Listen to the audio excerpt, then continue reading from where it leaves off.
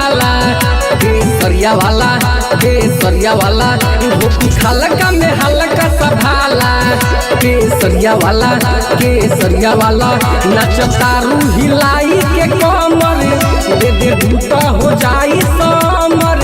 न तो हो जाई कंड रंगदारी वाला तोरा लहंगा के चूड़ी है सताला केसरिया वाला धोती हल्का में हल्का संभाला केसरिया वाला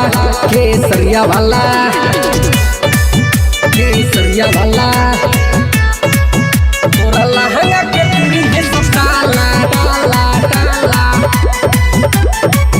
केसरिया वाला बटे पीरा छी नजर लगातार हो जोहर बड़ू एकदम सबसे सुपर हो अब चढ़े दो ऊपर पानी डाबे दो ऊपर आज चीखे दापन घन हो बटे पीरा छी नजर लगातार हो जोहर बड़ू एकदम सबसे सुपर हो अब चढ़े दो ऊपर पानी डाबे दो ऊपर आज चीखे दापन घन हो तोहर देखी के कटल कनानी हमर छुअता ओही से पानी तू तो लगता रुमाल बंगाली वाला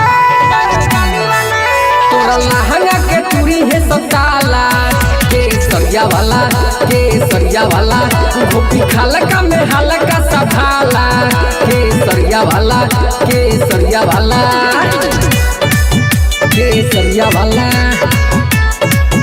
तोरा लहंगा के चूड़ी है सताला